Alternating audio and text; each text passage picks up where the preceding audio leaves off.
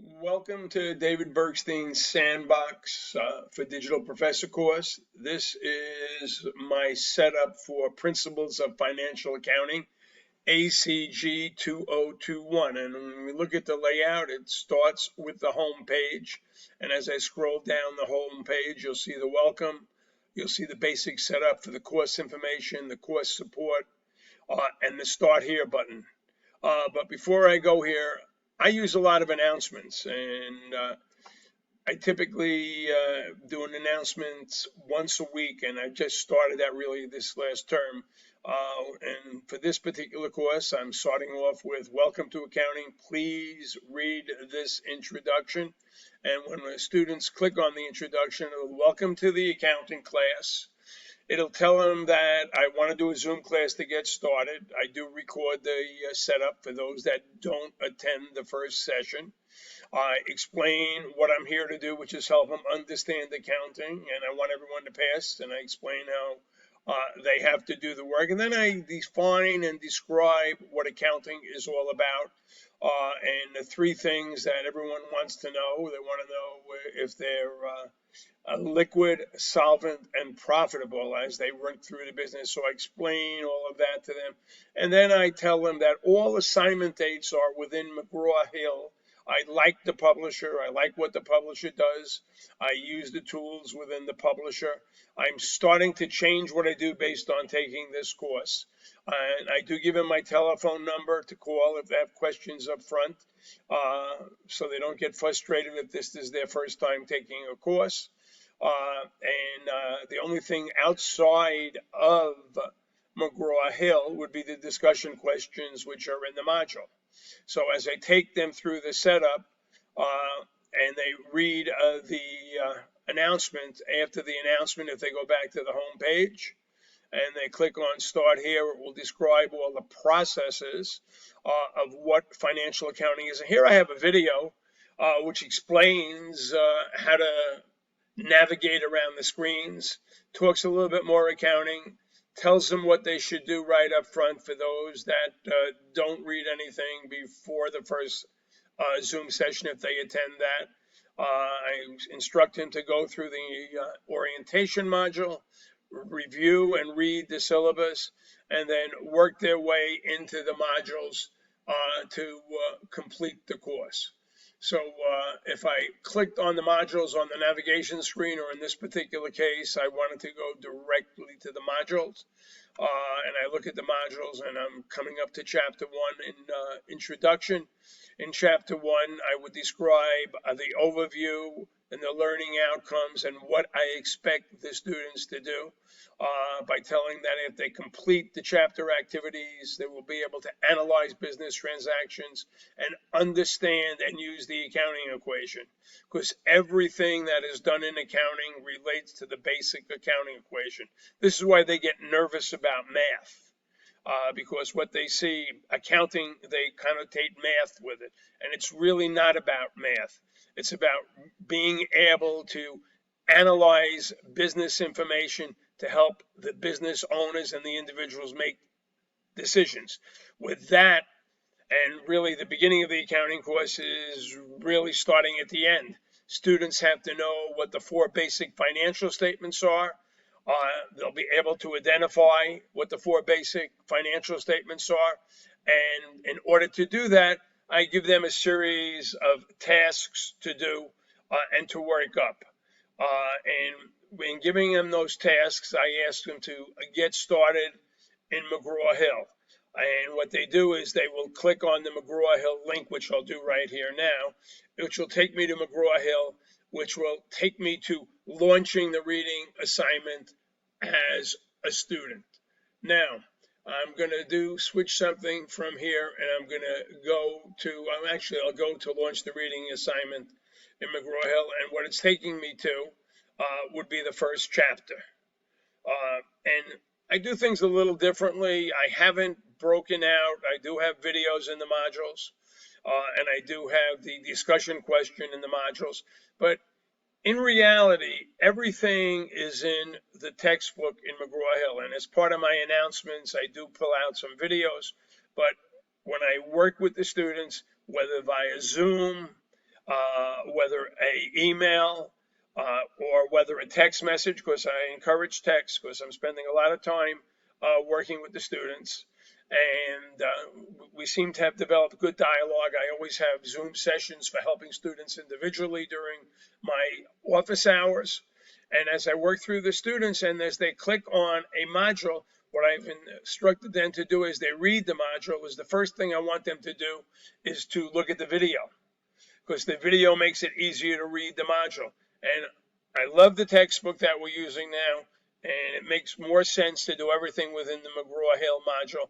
And I explain to them how the McGraw-Hill module works right up front in the first Zoom session, and also as one of the first assignments is to read the table of contents before reading chapter 1, because it describes a lot of the learning tools. So you can see it's a very visual textbook as it goes through the problems and it goes through the information with a lot of exhibits explaining what accounting is as they work their way down. But within each page or chapter or learning assignment, you can see that I get to the next page. Each page really basically has a video on the top of it, but there are sample problems, questions, and check yourselves within each page of the reading assignment. And then from here, there are samples. Everything in green is an answer to a statement up front, which relates to real time and real world scenarios that I like. And as they build everything, a lot of check yourself in here. So it doesn't make sense for me to pull things out of the chapter. I do use a lot of videos that I pull from outside sources. And as I move through and I look at the class, I want to bring us to really when the student signs in to McGraw-Hill, this is what they see. And this is what I'm building now within my sandbox and be able to utilize next term is the student view. So when they click into McGraw-Hill, they'll see the table of contents, an introduction. They won't see it in a confused manner. And then I've also started to add what I'll call flashcards in each chapter where it's called Learn Smart. And as the students click on the Learn Smart, it will take them to a flashcard answer. If they can't answer the question, it'll take them back so they'll be able to build upon what they're doing. And in each case, when I through with the assignment in McGraw-Hill, if they go back to the modules, each step of the module will have some other information with videos, but again, they can do everything within McGraw-Hill itself. As they go through the videos and the assignments and the task, I'll have sample problems and sample questions with sample solutions that they can use. So as I go through the chapter 1 module that I'm asked to describe, explain how the module's materials activities align with the module learning outcomes and course learning outcomes, I'm really explaining to them up front that I want them to understand, in particular chapter 1, what accounting is, what the accounting equation is, and then able to prove that they understand what accounting is. They answer the questions, which are typically multiple choice, and then there are some problems within McGraw-Hill, which they can answer. And then as they finish this, if they go back, as they continue down, and I can continue next and next, I'm not going to go into the solution here, but as I continue next, it will take them to a discussion question. Each chapter has a discussion question to test their analytical abilities and their writing abilities to see if they can answer the questions within it. I started to learn Flipgrid here. I didn't use it before. I'm going to start to use it in the future. I've been a heavy user of Zoom, but I like the Flipgrid approach. So as they go through all of these assignments, the rubric is basically answer the question, answer the assignment from within McGraw-Hill. The grades are, they can see what they've done wrong. I do go to the grading pages within Canvas, and I'll use SpeedGrader and I'll annotate on answers. And I got in the habit now when I'm looking at their grades. Right now I'm doing it every 2 weeks. I'm sending an email to the students talking about their grade, looking at the analytics, how often they're into the Canvas and doing the work, and asking if they have any questions, wanting to set up a meeting with me, giving some advice on some of the answers as I go through it. So I communicate, as I said, with Zoom, with text messages, within email. Basically, when I'm clicking in grades and I click on the email, I'm responding to them to an assignment. I'm constantly looking to give feedback via the email, or I like what I read. I'm going to probably switch to videos as I go forward. So the discussion questions try to bring the students together so they can answer questions and they all comment on what somebody else is writing along the line. So I'm trying to include everyone by having them do the group discussions, which I call journal questions in my case. And then as they go through all the assignments within the course, they're taking quizzes, they're doing homeworks, they're doing discussion questions. There is one final. In doing some of the reading on this course, it says more frequent feedback during the formative time rather than a summation and looking at the quiz.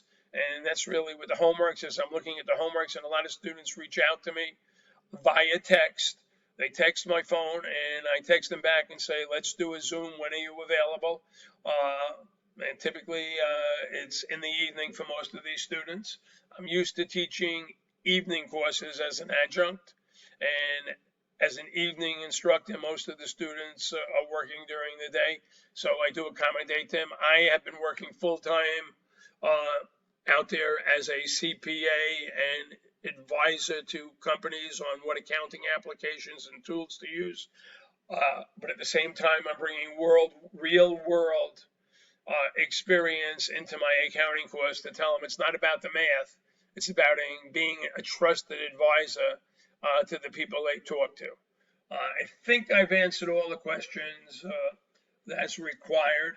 I've showcased my one content module where I've taken us through chapter 1, reading assignments, videos, sample testing yourself questions, little flashcards in the Learn Smart as they go through. I communicate text, email, phone, and in discussion groups. My grading and feedback strategy is frequently. Basically, it's been through the grading and the email. I'm going to start to use Flipgrid a little bit more. And hopefully I engage everyone by looking at feedback from everyone. Actually, in the emails that I'm sending as I do the grades, I'm asking them for suggestions to improve the course or what we can do as we move forward. It's been an interesting time. It's very difficult to build a course from scratch. I've been cloning and adapting other people's courses. This has given me a whole new insight, but it does take a long time to build a course.